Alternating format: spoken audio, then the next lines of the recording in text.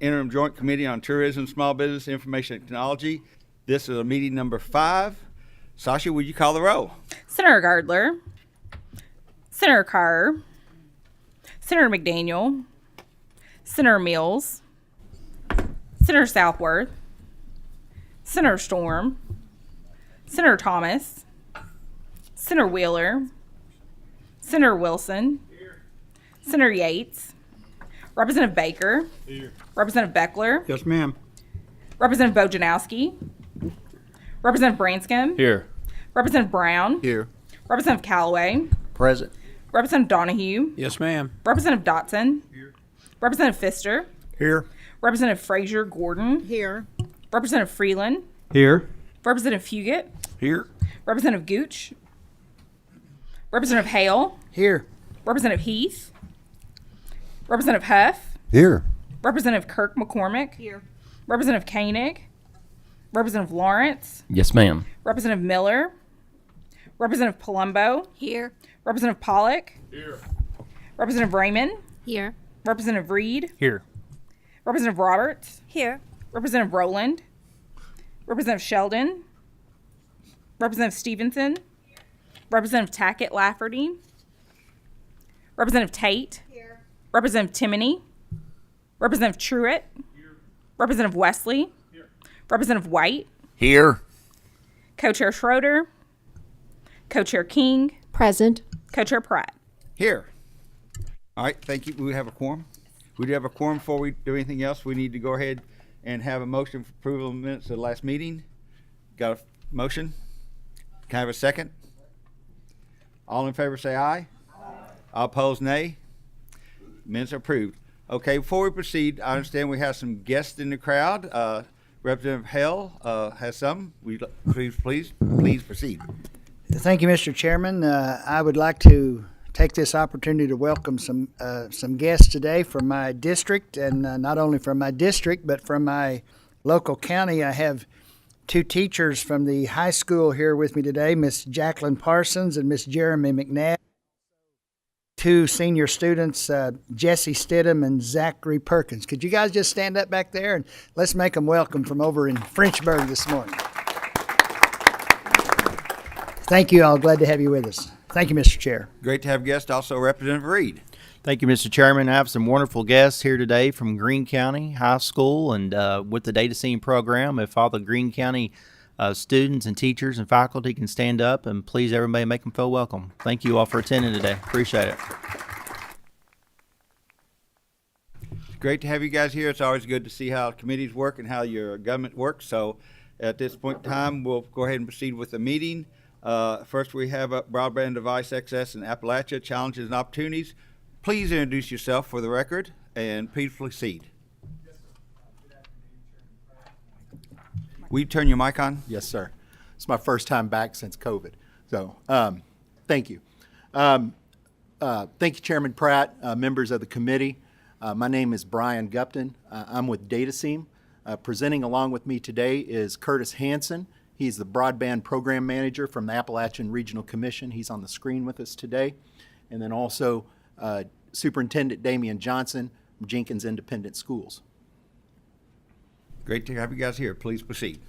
Yes, and I think for the members of the committee, you all should have received an overall article on the DataSeam program as well as a service region map in your packet. I also wanted to let the members of the committee be aware that we do have folks here today visiting from Williamsburg, Corbin Independent Schools, Lawrence County, Whitley County, Martin and Jenkins, and students from Jenkins Independent as well.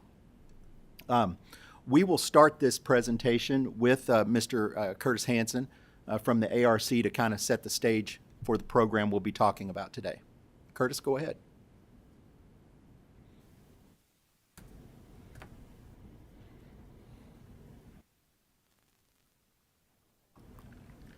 Sorry, my audio cut out. Can y'all hear me?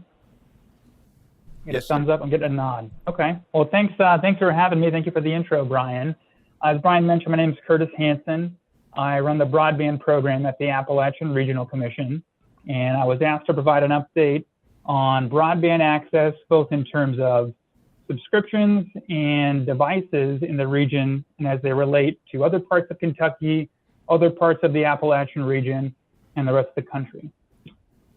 So to start out with, I wanted to share with everyone ARC's goal for broadband. This was just updated last year, and so it brings some of the learnings that we as a country benefited from during the pandemic around the importance of broadband and for every home and every Appalachian to have access to quality and affordable broadband services. This goal informs a lot of our work and what we do. And in trying to understand how we were doing on broadband access, last year, or earlier this year, I worked with our research team to conduct an analysis. And that analysis used a number of different data sets, but we were mainly looking at those two main access metrics that I talked about. And here are the stats. There's going to be, there's a lot going on here. I don't know how big those screens are, so I'll try to narrate as best I can. So this uses American Community Survey data, which is published by the Census Bureau. And I looked with the research team at the Appalachian portion of the 13 Appalachian states and compared it to the nationwide average and the average for non-Appalachian Kentucky. So you can see that the nationwide average for homes that have a broadband subscription, and they define that as high-speed internet access, is around 85%. For non-Appalachian Kentucky, that's around 84%, pretty good, pretty close to the national average. But for Appalachian Kentucky, it's down at 74%, which is fairly low, fairly below average, even compared to the rest of Appalachia, which is right at 80%. When you look at devices, Appalachian Kentucky is actually in last place for the region, well below the national average. And there's a number of different factors around why this is the case, but I wanted to start with this is the state of how things are. I brought some maps because people like looking at maps. So on the left, this is that same data at the county level. I included the legend there. It's kind of hard to read maybe. The darker the county, the more homes have broadband. The lighter the county, the fewer homes have broadband. And on the right, this is ARC's economic status map. And this looks at 3 different factors published by the Department of Labor, the Census Bureau, and the Department of Commerce that try to define the level of economic distress that a county is under. I didn't do the math here, but I think you can visually do the comparison between the counties that are red or light red, these counties that have more economic distress, and those counties that are lacking broadband subscriptions. This next map is a similar look, but we're going to look at the device data. So this, again, similar correlation, I think, that you can draw between those areas that are economically distressed and those areas that lack robust access to computer devices. When you look at, I guess, the correlation for broadband access, this was a region-wide comparison that we did. This red bar is that same data we just looked at by economic distress. So distress, these are those red counties. Attainment, these are the blue counties. Definitely you see a decrease in broadband access based on how much distress is in an area. But then we also looked at this data from a private speed testing entity. This was Microsoft. They published this as open data, but they did a bunch of anonymous speed tests on people's computers across the country and did an analysis. And when you use that data, so this is measuring speeds in people's homes, those areas of more economic distress have a much bigger disparity to the areas that are, at attainment. And I think the difference there could be due to a number of different factors. It could be due to the quality of the networks in those areas, could be due to affordability gaps. It could be due to the computers and devices that they have in their home being old or of low quality. A number of different things could play into why you see such a bigger and more stark difference when you look at actual speed tests versus survey data. But it's interesting. Some good news, when you look at affordability, Appalachian Kentucky leads the rest of the Appalachian region in participation in the FCC's Affordable Connectivity Program. We have some data on the ARC website about a tour that we recently did trying to help raise awareness. I continued to point to Kentucky as an example of a community that is participating in this program, and clearly the word has gotten out that there's this help for people in low-income situations to gain affordable access to broadband.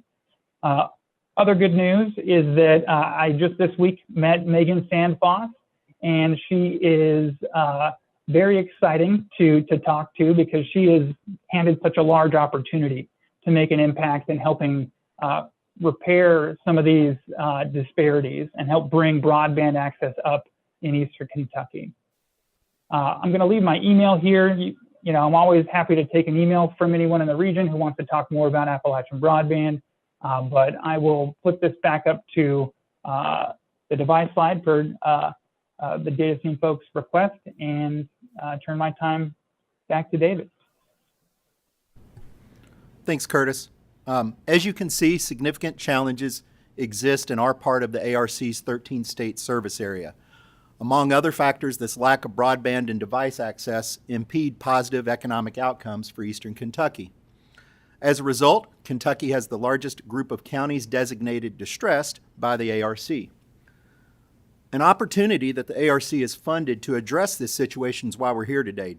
DataSeam created a U.S. Department of Labor approved registered apprenticeship in information technology to serve high school juniors and seniors.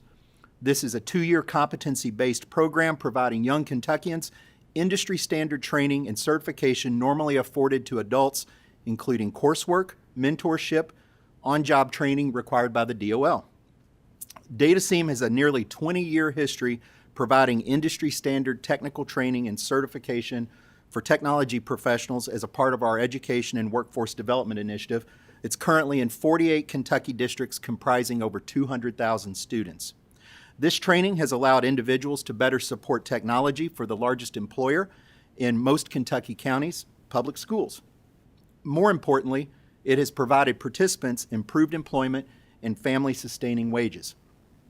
Because of this, DataSeam was approached in 2018 by the Kentucky Labor Cabinet to develop a full U.S. Department of Labor registered apprenticeship focused on high school students, providing meaningful training, getting these kids into the workforce sooner and without the potential debt of a college degree. Apprenticeships have the capacity to do this. Like any other skilled trade we are generally familiar with, plumbing, welding, carpentry, so on, ours in information technology receive a DOL Journey Worker certificate. This, in addition to the opportunity to earn industry standard certification, prepares candidates with the requisite skill sets and, most importantly, practical work experience to advance in the profession on their own. We don't always think about schools undertaking multi-million-dollar IT projects. Networking, storage, security systems and cameras, climate controls, user experience, these provide relevant project-based instruction applicable for many employers. Community banking, healthcare, state and local government, and obviously education. Some of the students that you see here with us today may very well be part of the succession plan for the school districts they are currently employed with. Others may go on to college and advanced IT-related fields, and that's okay too.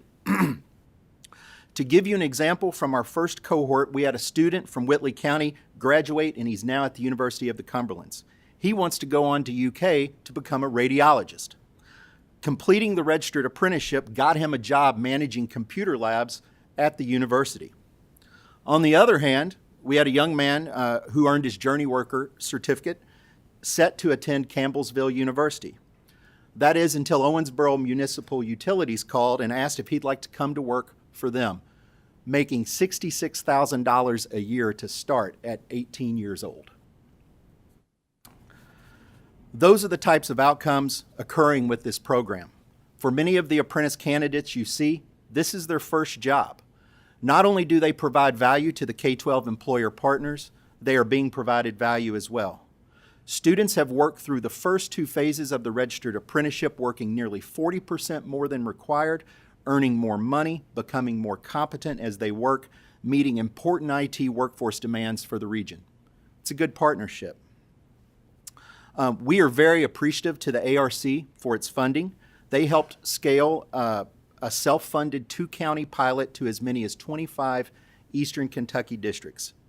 DataSeam's grant competed against 176 others from 13 states, earning the maximum amount. Additionally, the Department of Labor awarded us last month over $1.4 million to similarly expand our IT registered apprenticeship. This means that 2 federal agencies have independently reviewed and scored DataSeam's program, finding it provides a good return on investment.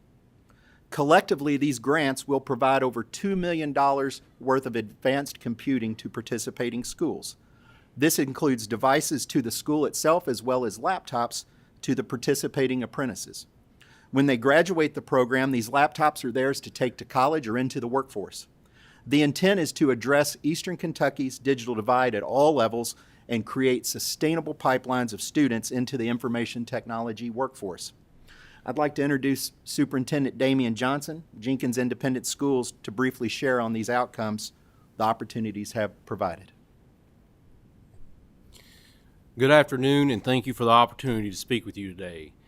My name is Damian Johnson, and I am the superintendent of Jenkins Independent Schools located in Letcher County. Jenkins is a small independent school district consisting of 2 buildings, a pre-K through 5th grade elementary school, and a 6th through 12th grade middle high school. I oversee approximately 500 students and 80 staff.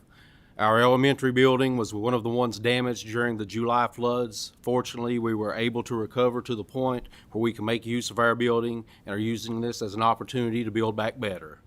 Jenkins holds a special place in my heart because it's my home. My mother was a Jenkins graduate. I was the 1993 valedictorian of Jenkins. My son graduated last year as valedictorian, and my oldest daughter will be the top student in this year's graduating class. My wife and I also have a 5-year-old daughter that will begin school at Jenkins next year, so I have a personal vested interest in ensuring that Jenkins Schools is the best that they can be. I've spent most of my professional career serving Jenkins Schools. Before becoming superintendent, I was the director of technology for 16 years.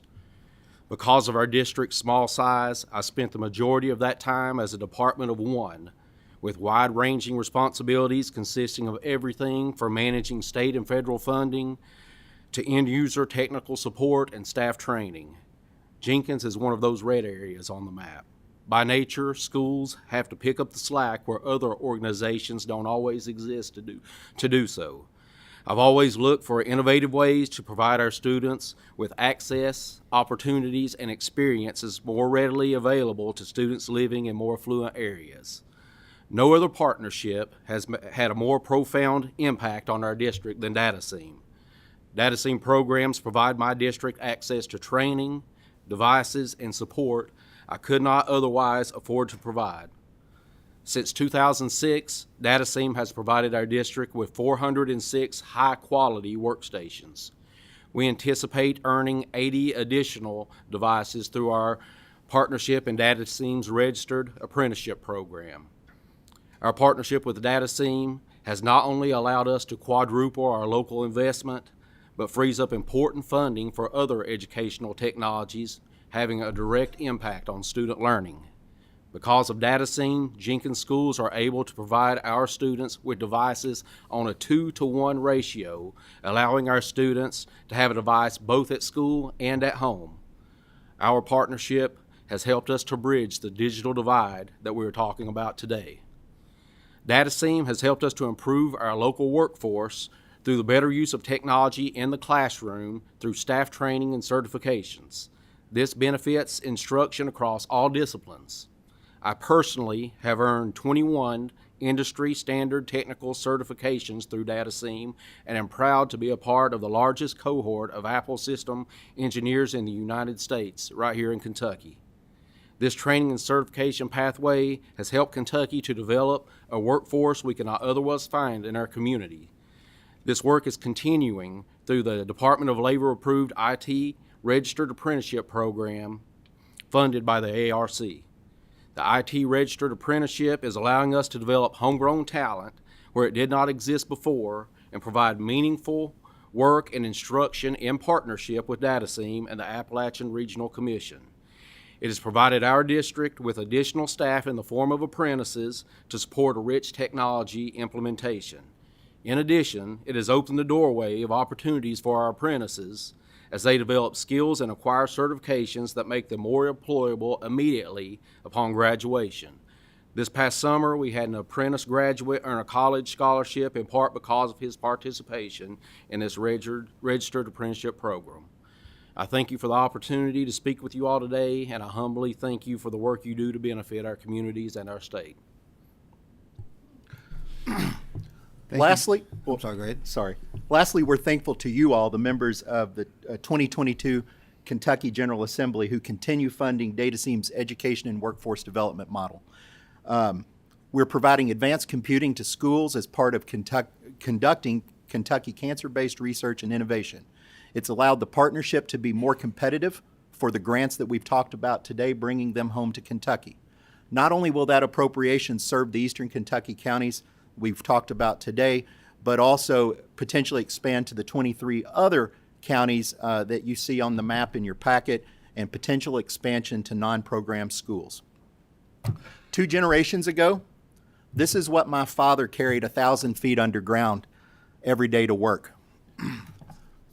This is what I carry to work today. So do these apprentices.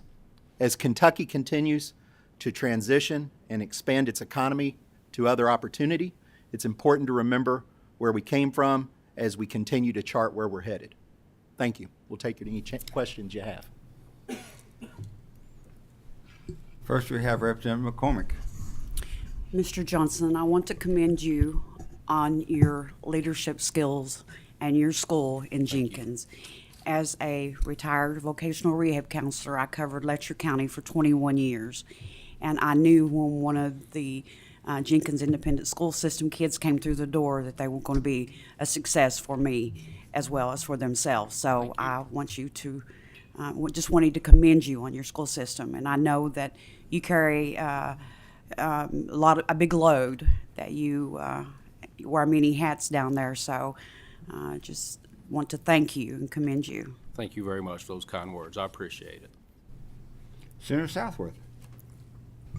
Thank you. I have a little more of a technical logistical question. I really like the mission vision idea behind this. I wanted to find out, because as I recall, the numbers seemed a little off to me, or a little high.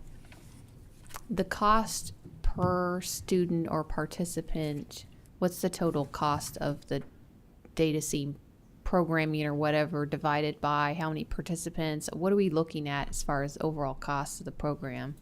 And then, like, what all does that include? Because, we talk about laptops, and then you mentioned servers and cooling. So I'm just trying to get a better handle on that.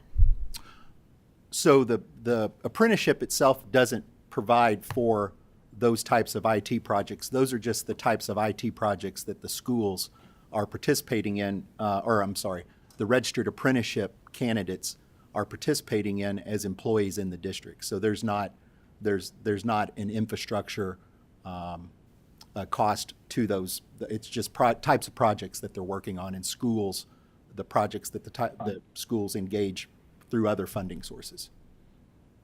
So the DataSeam dollars cover the laptops and the instructional coaches, or what do the DataSeam dollars cover? So for the ARC grant itself, there was approximately $1.1 million worth of technology to be provided as a part of that grant as submitted to the ARC, and then roughly $400,000 of associated costs that you would have just in the execution of any grant. Okay, thank you. Mm-hmm. Thank you. A question for the superintendent. I know in Scott County schools, they actually gave every student, middle and high school, a Chromebook, and their quote was, "We can buy 3 Chromebooks compared to 1 book." Is that something you guys are looking at, or are you already doing? It's evident. They say it's quite the cost saving. It's an apple to oranges comparison to me. We do have Chromebooks. We do have some Windows-based workstations, and we do have some Macintosh workstations as well. For me, a Chromebook is a consumer-level device. There are certain types of projects that a Chromebook is just not suited for. So we do have some Apple laptops, and we have some Apple workstations. There also, through our participation in DataSeam and through the it's much more cost effective. It's about a 4-to-1 or 5-to-1 turnaround on the money that we have invested with them, which makes this what is normally $1,000 device more in line with for us at the cost of a Chromebook would be. So it's a much better, robust device for us than a Chromebook is. Question on the, I'm glad y'all touched on low-cost broadband. That's something that a lot of people are not aware of, that especially if your school gets free and reduced lunch, you can get low-cost broadband. And that's something we need to do a better job of telling the public out in Kentucky. That's something they need to look at and apply for because they can get low-cost broadband. Also, I want to thank, we touched on this, Representative Reed. We value getting broadband out to the areas, and much like the other gentleman, I've talked with Megan Sanderfoss, and I think she's going to do a great job. I'm glad we have her on board finally, because as I've always said, broadband expansion to the unserved, underserved area in Kentucky, we have one-time money. We screw this up, we'll be behind for the next 25 years. And when I tell you the federal, not only Mr. Representative Reed put $300 million into it, and I think Representative Meade also put $20 million into pole attachments, but there are millions upon millions of dollars flowing down to get broadband out to all the unserved areas, not only in Kentucky, but across the nation. So that's something that's very, very near and dear to our heart here. And I think you're right. It is the way to get people, it's the new interstate. Without broadband, you're behind. And if you don't believe me, stop by my house today, and Amazon, UPS will have been there at least twice. My wife does almost everything online these days. And again, it is the new highway. We have to have it, without a doubt. So thank you guys for your, we see no other questions or comments. Thank you guys for your testimony. Representative McCormick, one more time. Thank you, Mr. Chairman. Will you explain to us how we can instruct our local people to pull down this money? Well, that actually is coming through Megan Sanderfoss's office now. She's actually doing that. She's the one you want to work with. She's actually the broadband. We've now actually finally, thank goodness, got a broadband director to get the broadband program rolled out. It's a complicated process. There's a mapping going on right now that the federal government told us we'd have September 1st. We didn't get it, imagine that. And it's complicated. Mapping is really, really tough, and that's the real problem we're going to have is mapping of actually who does have unserved and unserved. In Scott County, we've already done broadband across the county, and in that, they found out that 36% of providers weren't providing the speeds they said they were. So with that, it's complicated, it's not easy, but once we get the mapping done, then at that point in time, we can actually identify the areas that we need to spend the money to get broadband out to. And that's a short answer to a very, very long question, but it's complicated. But I'm glad we got someone there focusing on that. But again, I think everybody in this room wants one thing at the end of the day, and that's broadband out, high-speed broadband out to every unserved and unserved area in Kentucky. And we have the money. We're going to get the money, and we have the tools. We just want to make sure we get it right. And thank you guys for your testimony. Because again, like I said, it's very important to your technical school. It's important to the schools. We have to get it right. Any other question, comments? Thank you guys for your testimony today. Thank you. You're doing a great job. Thank you all very much. Thanks. Appreciate it.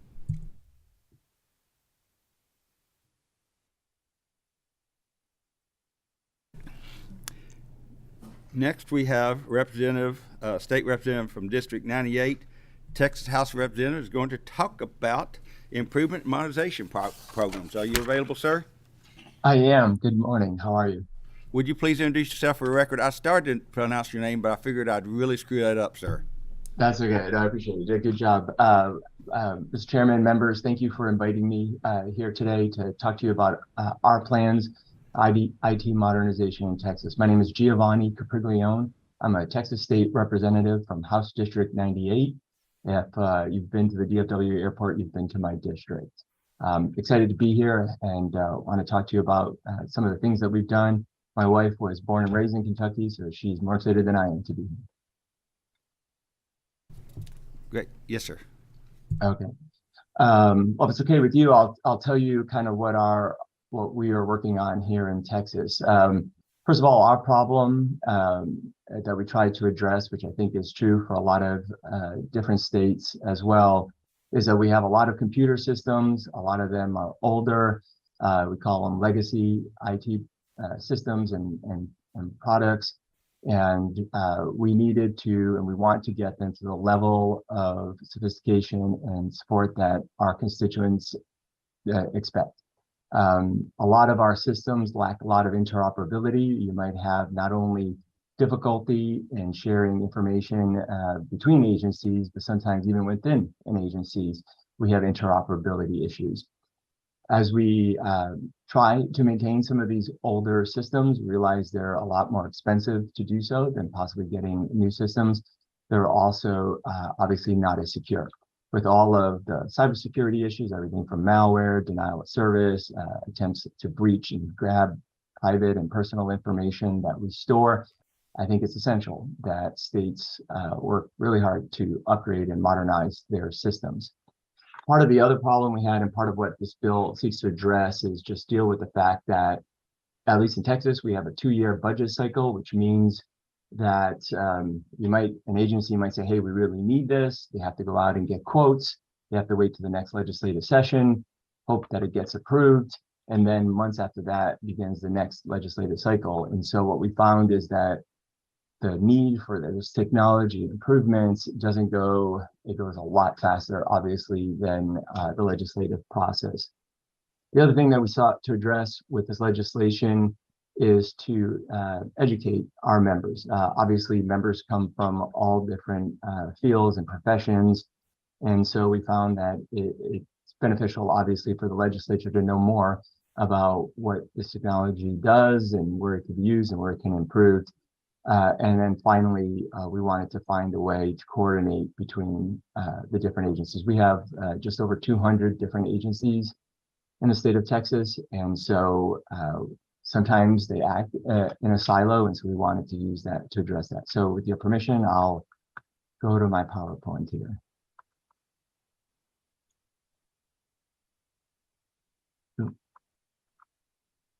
All right. Hopefully you can see all that what I have there.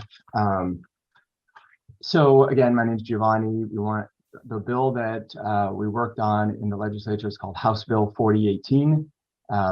What the goal was to improve our long-term planning and coordination for our state agencies, specifically directed to information technology. So that was one part of it. So was to go in and create a plan or have agencies work on plans to determine how to get to the next level of modernization. The second thing was to create a fund. So we created a fund inside of our in our state treasury in order to go and hopefully be able to go and deploy those monies through that fund. Third, we created a joint committee ourselves to go and review not only the plans by the state agencies, but also projects that agencies felt that they needed to get done, and to approve some of those projects, money withstanding. And then at the end, to issue a report to the legislature about what we found, ways to maybe increase transparency and accountability as these projects get done. I'm assuming that you, here in Texas, sometimes we will approve big IT projects, and sometimes they don't go as well as we had hoped. There's changes, sometimes there's delays. And when those projects get completed, sometimes there's contracting issues. And of course, sometimes it costs more money than we originally thought. So for House Bill 4018, every single one of these state agencies in both the executive and also in the legislative branches of government, we're required to prepare an agency-wide plan. And that plan is to say, essentially, how are you going to get from where you are today, and how are you going to get to a more secure, more modern, more effective environment?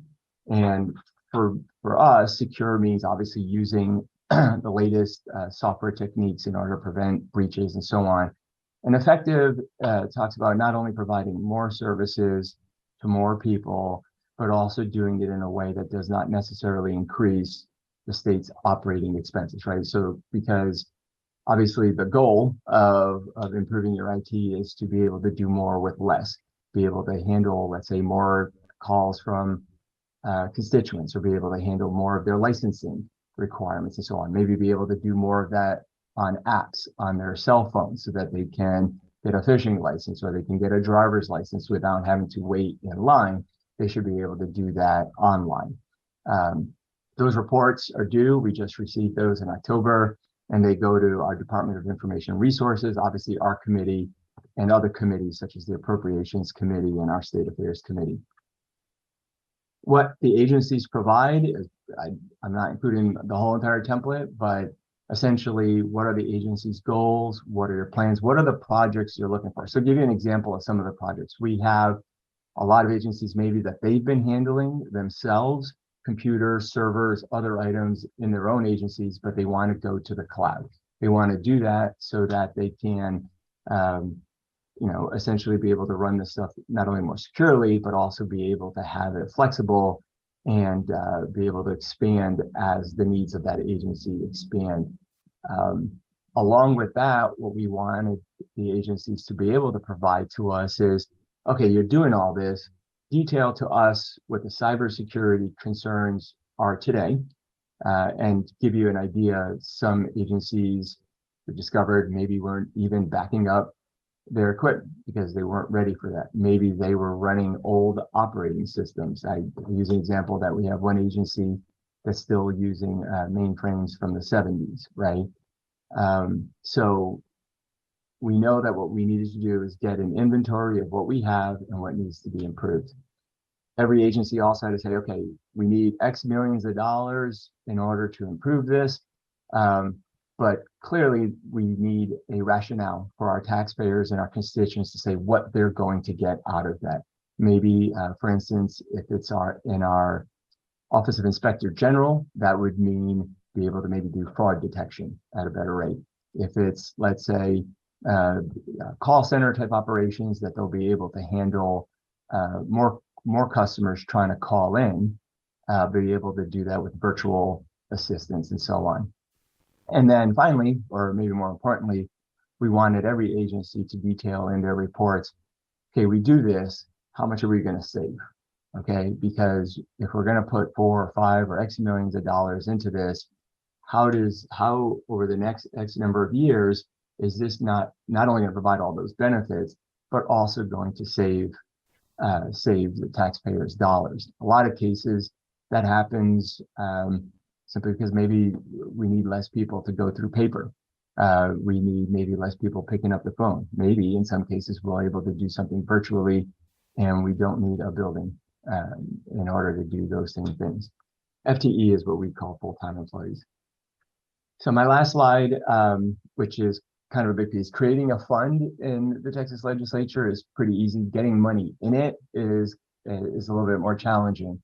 What we're able to do is through the appropriation process, through a separate bill, Senate Bill 8, we placed $200 million of ARPA funds inside of that subcommittee's event overview. So that way, when we get these projects, the top projects that each agency has, we can evaluate on prioritizing them in terms of which ones are, for instance, we call it here PCLS, but we go through independent assessments by vendors who will go through each agency and they basically make a chart of legacy versus risk. In other words, how old is this system and how bad is it if somebody breaches in or shuts down that system? We look at things like that. We look at the size of these enterprise projects, and we look at what the value is, again, to the consumers. So in a nutshell, it's a relatively small bill, but the goal, again, is to go and upgrade our systems in a way that we'll be able to create, again, what the constituents expect on their IT systems with the state. Thank you for your I'm sorry. Go ahead, sir. I'm sorry to interrupt you. Go ahead. No, that's okay. No, that's I'm available for any questions. I just wanted to share with you something that I think is beneficial in all states, and of course it can be modified for various states or even various counties and so on. But the reality is that we all have an opportunity. I watched the previous testimony on broadband. We are trying to get more people online. We're trying to get more people apprenticeships. We're trying to get to this new way of doing not only business, but for government to acting. And so I think that House Bill 4018 and similar methods will do that as well. So again, thank you for the opportunity. Happy to answer any questions. Thank you, sir. Actually, we do have a question. Representative King. Thank you, Mr. Chair, and thank you, Representative from Texas. We certainly appreciate you joining via Zoom today. Mine is a twofold question, if that's okay. Yep. One, we hear the term off the shelf, or just right off the shelf technology, or completely customizable from the very roots and foundation. What approach are you all taking on building this system? Sure. No, it's a good question, right? I mean, I will tell you both is the answer, right? There's pros and cons to both. And so you have to go and hopefully, and this is sometimes where things always seem to fall apart at the beginning, right? When you're trying to plan in terms of what you do. The custom route is more expensive. It takes more time, but if you do it in that method, it's a lot easier to have it do specifically what you want. I'll give you an example. So let's say we're doing something on licensing. Let's say just hunting and fishing licenses, for instance. Well, it does make kind of sense to do a custom one because maybe the way that you all do licenses in terms of age and when they're expire and what they qualify for are going to be different from state to state, right? So it'd be tough to find an off-the-shelf solution for something like that. And then in the legislature, of course, a member comes up with a new idea, and now it's a law, and now you have to change it, right? You have to change that system. And so a custom solution can definitely be a lot more flexible. The off-the-shelf, I think is is a more relevant thing to do, for instance, when you're trying to maybe replace a financial system or a human resource system where you're trying to have check registers or you're trying to so what happened with us during COVID was unemployment just went through the roof, right? There were a lot of people that were trying to get their unemployment checks and so on. There was not enough time to go and create a custom solution to handle millions of people trying to call all at once. So we used an off-the-shelf system, which was available in order to provide virtual assistance to millions of people on the cloud. So to me, they're both good ways. You just have to evaluate the situation to see which best suits your needs. Thank you. My second portion of that question, if I may. Yes, ma'am. What kind of time frame do you all see to have this up and rolling and actually functioning for you all? And that'll be my final question. Thank you. Yeah. No, that's a good point. It never goes as fast as we hope, but we're hoping by the next 2-3 months, we'll already have evaluated the reports. We'll have kind of decided on prioritization of them and started funding some of these projects. Again, for us, our budget cycle ends or begins at September 1st of next year. So if we're able to do this, we can start the RFP process. We can start all of that, which in and of itself can take a lot of time. So we've been working on this for a while now. We have everything ready. We just have to go and finally prioritize. And we're hoping the next 2 to 3 months, we'll be funding some of these projects. Thank you. Senator Southworth. Thank you. I have also 2 questions. My first question is, you mentioned $200 million in ARPA funds, which sounds cool, except for a lot of our projects, because we're currently doing some of these of our larger systems. It's like over $100 million per project, and so I'm just thinking that's not going to cover anything. But that brings me to my second question, and that is, are the people on this committee like legislators, or do you have IT experts that can look through the weeds and figure out how, a $100 million contract shouldn't be $100 million? No, that's a good question. I'll start with the second one first. So the committee is made up of 3 members of the House and 3 members of the Senate, right? So the committee itself is legislators, but we have an agency called the Department of Information Resources that is helpful to provide a good technical expertise, right? So they are essentially also the contracting piece. So they have methods to go. In fact, in a lot of these contracts, they already have them pre-approved, for instance, with certain vendors and so on. So the contracting is done obviously from them. In our first committee meeting, we also brought in 2 agencies, people who worked on the procurements for other projects, because what we wanted to do was say, okay, tell us about a project that went well and how you made it work well. And we also brought in an agency who had a project that did not go very smoothly at all at the beginning, and how they modified and changed that to get it going the second time. So in terms of the amount of money, yeah, some of the biggest projects have to be done through our general revenue and through our appropriations process. But I'll tell you, I serve on appropriations as well. And a lot of times we would spend the money and no one would know what those projects were anyway, right? It's just part of the whole budget. So at least with this method, even if we don't have the money, obviously, to do every single project, we have an opportunity to in-depth look at each one of these projects and say, and I've asked that question, why does this one cost $7 million? Why does this website cost $1 million, right? Show me the details and show me why.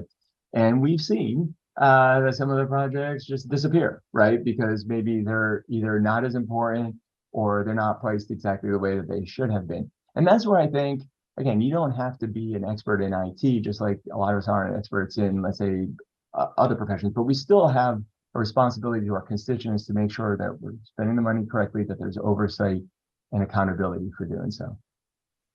Thank you. Thanks, sir. I got a couple questions. This is something, guys. This is something we've had discussions in the interim here about. Is we need to also look at our computer systems here in Kentucky and prioritize which ones are the oldest, which ones need to be replaced. And so that's what started this conversation today. I was curious, and I appreciate Representative King asking his question. And one thing I heard is we're building our UI system from the ground up, and I've been very vocal against that. Is one of the things, there's 2 things I heard is, one, you all had a lot more data breaches than anyone else. Is that true or not? Well, we're big, and so there's a lot of people going after our stuff. I mean, I just read a report that just recently there was an attack of a malware thing, but they were specifically focused on, it looked like San Antonio in Texas. I'll tell you, I started working on improving our cybersecurity in the state of Texas probably about 5 or 6 years ago. We do get attempted attacks a lot, but I'll tell you also that we now have a system and a lot of systems in place. We have the universities, we have the colleges, we have a lot of big private corporations like Dell and others who have expertise in that, who have been able to mitigate those breaches as well. The other comment was told us was Kentucky could not buy a system off the shelf because we were too large. Correct me if I'm not wrong. Is Texas not a lot larger and larger population than the state of Kentucky? I'm sure it is. I don't know the population of Kentucky. That was a loaded question, sir. Again, felt like it was. And we're struggling with that here. And again, don't get me wrong. We have an old computer system we need to replace. The problem of it is the expense and the time it's going to take to put that in. And actually, for anyone who's not been paying attention, the RFP they put out to replace our computer system, and they actually contracted with a company they had to replace because evidently they're under investigation. So I think the UI system definitely needs to be replaced, but I appreciate the fact we need to start prioritizing, and we need to start saying yes or no to when people do things that don't make economic sense. Yeah, and Mr. Chairman, I think you're exactly right. And I'll just give an example of maybe why I first started going into this, which is we had also asked 12 years ago now to have a custom system built. And at the time, it was said that it was going to be built in about 2 to 3 years for $60 million. Well, at $500 million, okay, and 9 years after that, we still didn't have anything, right? And so what I'll say is whether it's custom or off the shelf, there's a lot of different processes that could be done. And what we've decided to do in more cases, and you call it agile, you can call it however else you want to do the project management, is breaking down these huge projects into deliverables, okay, that are smaller in size and in scope. And by doing that, I think you're able to go and say, okay, well, if it was going to take you 8 years to do all this, I'm not going to commit all that money all now and I'll see you in 8 years, right? here's one portion of it that I need up and running right now. We'll fund that. And when that's done in a year or 18 months, come back to us and we'll see what happens, right? Maybe we'll go to the next phase. And so we've learned to break it up into phases. And I think that that is a way to handle it, because what I never wanted was let's say there's a company that has, like you said, an issue that makes the newspaper, right? But that shouldn't hurt the desire for your state to advance other projects that could be done well and effectively. And I agree. We got the same issue here in Kentucky years ago. Driver's license was a system called Avis. They then rolled out a new system called Cavis. They were going to build from the ground up. That was 12 years ago. Still not finished. And it's only, much like you said, about $500 million over budget. So we need to make sure we spend taxpayers' dollars wisely. And this is definitely something we need to take a hard look at and work on this upcoming upcoming session and in interim, because it can cost a lot of money and not get a lot done. That's right. And I mean, what I did, so we had our hearing on this. We're like, okay, you know, it fell off the track. I mean, again, this is a decade later. So you say, well, what did we have in place for accountability? And we had 6 levels of accountability. And unfortunately, people wanted to create a 7th level of accountability. You just have to make sure that the money is tied to project success. Thank you, sir, for your time. See no Thank you. more questions. Appreciate your time. What part of Texas are you from, sir? So I'm in the Dallas-Fort Worth area. Part of the east part of my district is the DFW airport. So we like to call it Fort Worth. Okay. Actually, I was coming out of the chambers out there today, and we had some of your constituents up touring the Capitol. But yes, sir. Is that right? Yes. Again, thank you, sir. You have a great day, and appreciate you taking time to testify today. All right. Thank you all. Appreciate it. Bye. See you. Representative Reed. Thank you, Mr. Chairman. You was kind to us a while ago when we had the topic of broadband, but I just want to take this time to thank you for your 2020 work on House Bill 362, which laid down the groundwork and the framework for the Broadband Deployment Fund. I also want to thank Senator Givens over in the Senate for championing that over in the Senate. But it's a team effort, and I just want to thank you for the work that you did on it as well. Thank you, sir. Thank you, sir. It is a team effort. And again, I think at the end of the day, all of us in the same room wants to make sure that we get broadband rolled out as efficiently and as cost-effective as possible, and make sure that we spend public dollars wisely, because remember, it's not our money, it's their money that we're spending, and sometimes I think people forget that. So if no other our last meeting will be November the 17th, same time,